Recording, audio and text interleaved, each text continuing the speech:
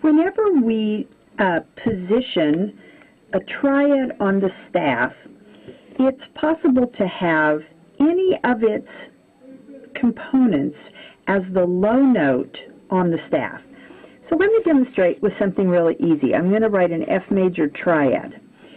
So at this point, let's just put the names on the staff so that we can see that we have FAC. Now, if we were to go to our list of spellings, we would discover that that one is exactly in the right order because FAC shows up here, and we always work from bottom to top. So this one we don't have to reorganize. We call it FAC, and we know that just by looking at it that the notes are in the right order because they are all space notes.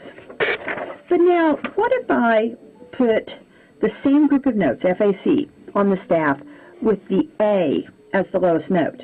So that means that I have to position the F above it, that would go up here, and the C above it. Now I still have FAC, but I have scrambled them up, so I've turned it into scrambled eggs.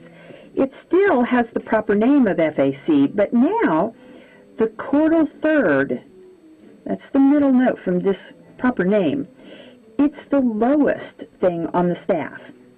And let's do it again. Now, we haven't had one where we have C as the low note. I'm going to put it down here. So now we put F and A above it. So we've got C. Let's put F here and A here. Now, in the previous tutorial video, we were looking at these and understanding that we have to unscramble the letters to form something from our list, right? So each of the chords that I've written translates back to this name, FAC.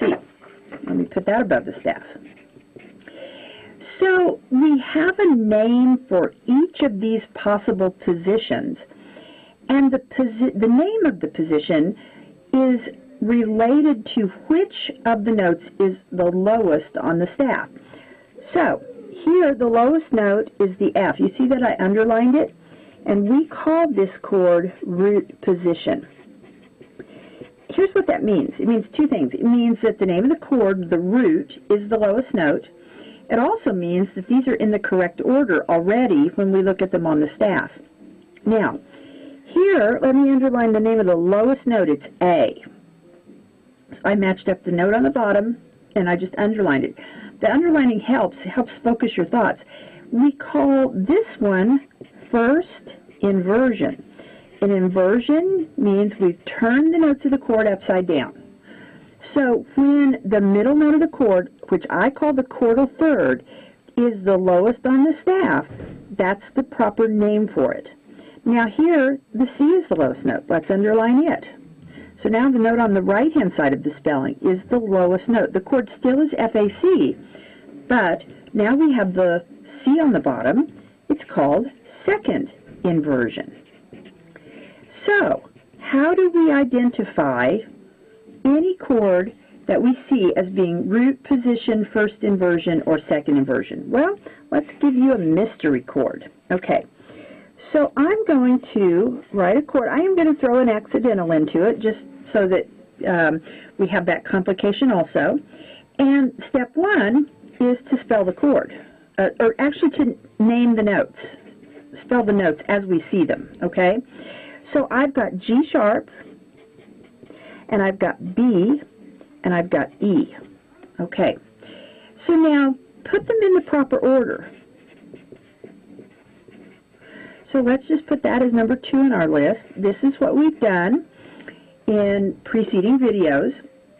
So now we're looking at which combination from our list is the correct one.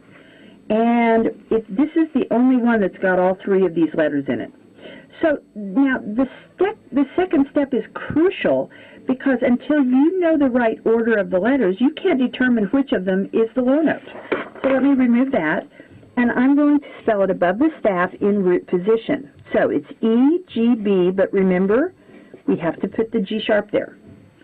So now I can figure out which name to use. Is it root position, first or second inversion? I'm going to come up here and I'm going to put a little check mark. Anything that you want to do to call attention to the low note. The middle note, the chordal third, is at the bottom. Therefore, the name of this is first inversion. Now, let's take this one step farther. Let's do the quality. Again, you cannot name the quality until you have it all sorted out into the proper name. Because right now, G-sharp BE doesn't mean anything. We have to spell it this way. And now we can compare it to the cheat sheet. And if we find that all three of those notes are in the E major scale, which is the root of the chord, then we know that we have a major triad. So I don't have my cheat sheet with me, but I will just leave it to you to determine if they match. Okay, if you have your cheat sheet, take a look at it. You see that this is column 1, this is column 3, this is column 5. Therefore, we have a major triad. Okay, so this is a process that you will have to do on your homework. So spell the notes, put them right beside them on the staff. Put them in the proper order. Determine low note. And then you can name the position or inversion. Okay, oops, I'm not showing you the whole thing. There we go, position or inversion.